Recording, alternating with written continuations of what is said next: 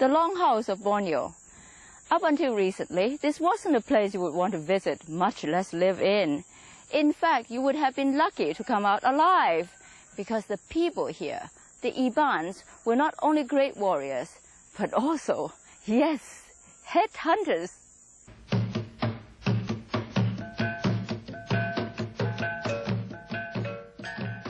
Headhunting is no longer a feature of the Ibans' existence today, but they have preserved much of their hunter-warrior traditions in other fascinating ways.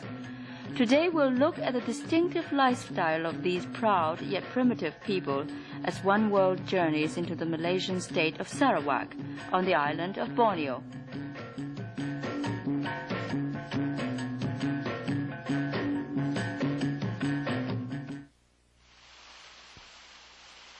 Borneo sits squarely on the equator to the east of the Malay Peninsula.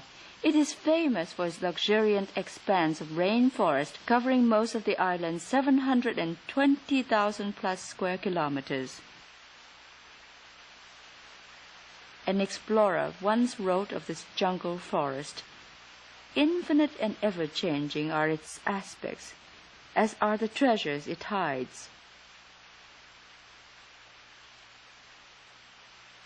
In the forest, man feels singularly free.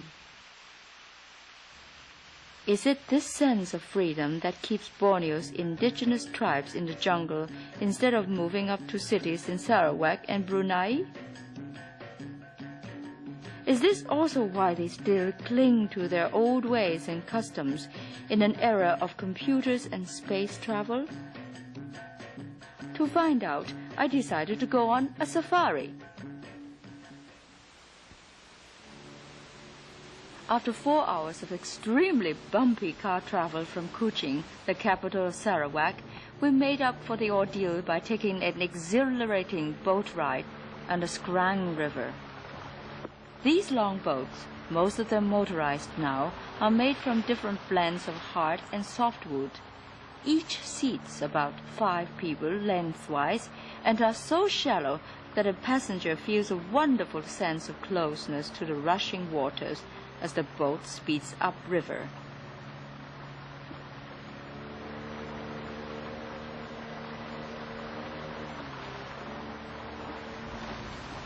Upon arrival at our destination, I was greeted by a vigorous 65-year-old man whose body was covered with tattoos, even his neck. Through my interpreter, I asked him why he had these done. He told us that among the Iban, tattoos are symbols of bravery, a test of their ability to withstand pain. Then I asked about his ears. He told us that he had his ears pierced when he was just about as old as these children here. Through the years, he wore heavy earrings which pulled his earlobes down, producing these holes, which are considered marks of beauty. For beauty? Beauty for the man.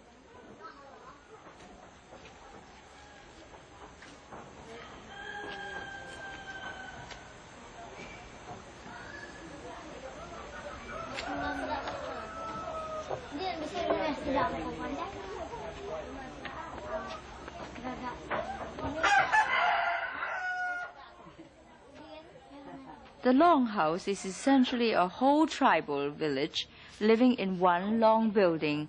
This one, over 80 meters long, is home to about 20 families of 120 people. There are 2 entrances, one facing the riverbank and one leading into the surrounding jungle. Perched on poles some 5 meters from the ground, longhouses used to be makeshift buildings when the Iban's lifestyle was more nomadic in nature. Today, a longhouse lasts for many generations, and its construction is quite sturdy. The roof and side walls are supported by stout timbers, and the floor is laid with wooden planks or closely set bamboo poles. This corridor is the main street of the village. People and animals roam about freely. On one side of this corridor is a row of apartment houses, or as the tribesmen call them, doors. There are 20 doors here, one for each family. Behind each door is a private living area. Despite the partition, there is no clear demarcation between living room, bedroom, or kitchen. Beds sealed off by mosquito nets are positioned almost haphazardly. There are appliances and a eclectic collection of mementos and wall decorations. Rice and family treasures are stored in these Chinese ceramic jars, prized heirlooms obtained from years of trading with Chinese shopkeepers. Food is prepared at this primitive fireplace. There is an attic space for storage. It is also the traditional sleeping place for the family's unmarried daughter, a private area where young couples practice rituals of courtship. Outside the doors in the communal area, there are women practicing the traditions of rattan weaving, for which the Ibans are famous.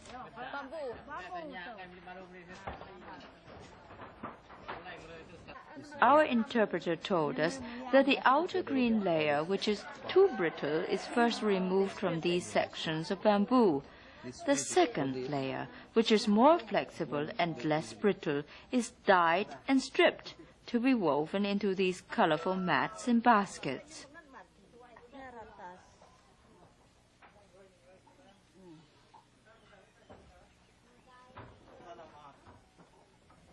Throughout the day, people return from the fields with harvested sacks of rice.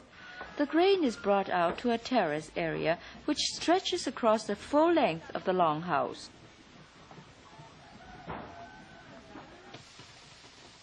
Here the grain is dried and winnowed before husking.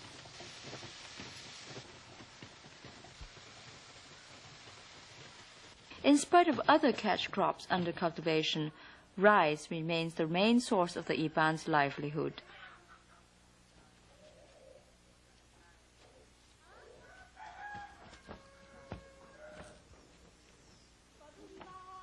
There's always a strong sense of community in the Longhouse village. A villager has gone on a hunt with a neighboring longhouse and returned with a sizable chunk of a 200-pound wild boar. He shares the prize meat with his family and friends and sells the rest to other families. The going rate for wild boar today? 4 Malaysian dollars per kilo, or $2 US. I don't know if blowpipes were used in the hunting of that wild boar, but I doubt if the clay pellets this Iban is using would stop even a domesticated pig. Traditionally, these darts he is shooting would have poisoned tips, but now it's only a matter of target practice. The blowpipe hunt didn't yield much of a catch, so now he takes us fishing.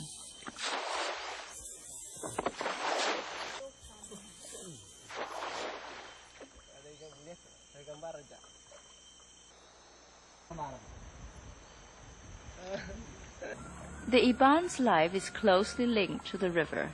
Aside from the fishing, the river offers the only means of travel to nearby villages and trading posts. For Longhouse women, bathing together in the cool, soothing waters of the river is a daily social event not to be missed. Today, the river also brings a steady streams of tourists who provide a welcome source of revenue to the Longhouse. So boat building has become a much valued skill.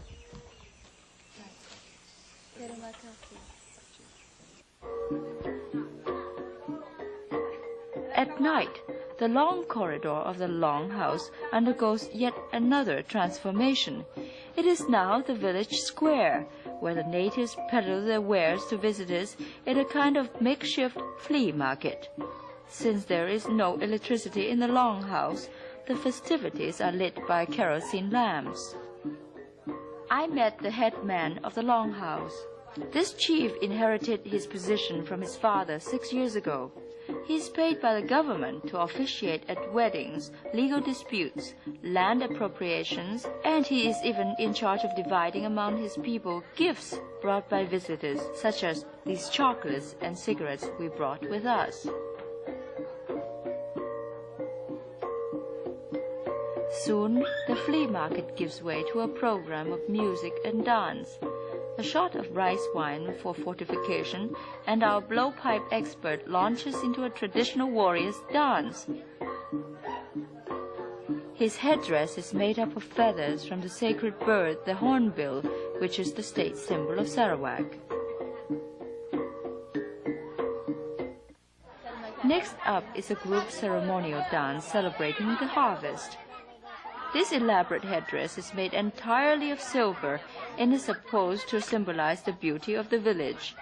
And this garment of pendants, worn over the traditional sarong, is made up of Chinese silver coins. When asked her age, this woman told us she couldn't remember how old she is, but no doubt she must have been quite a beauty in her time.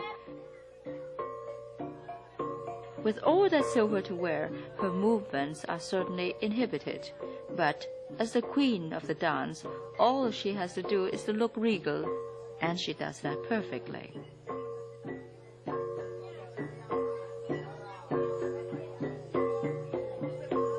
Next morning, I asked the chief what he thought was the future of the Longhouse.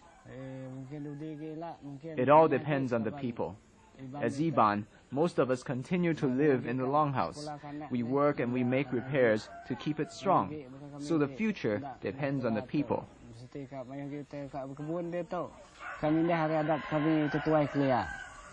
With the children being more educated, will they move away from the Longhouse? For those who have education, they will go to the towns to look for a job. If possible, they stay there for a few years until they make enough money. Then they come back to start their family and continue to live in the Longhouse.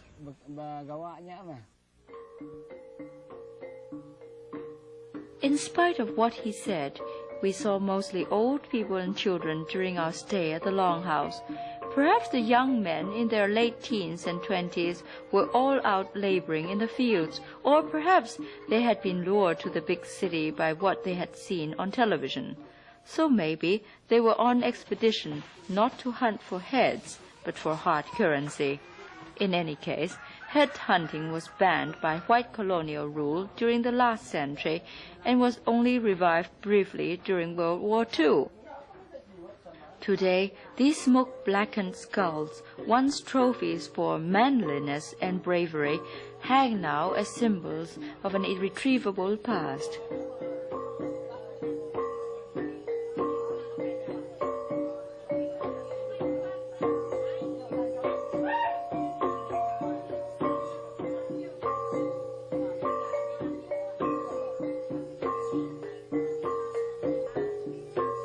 And the future of the Longhouse rests with the dreams and visions of these very young Ibans.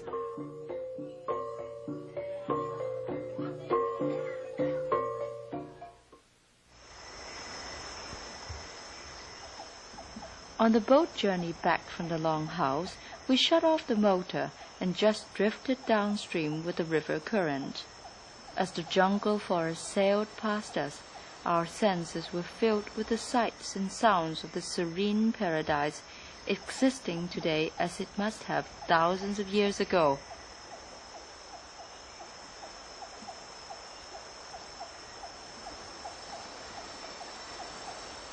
And for a brief time, like the Iban, like that explorer who wrote so accurately about the Borneo forest, I understood what it was like to feel singularly free.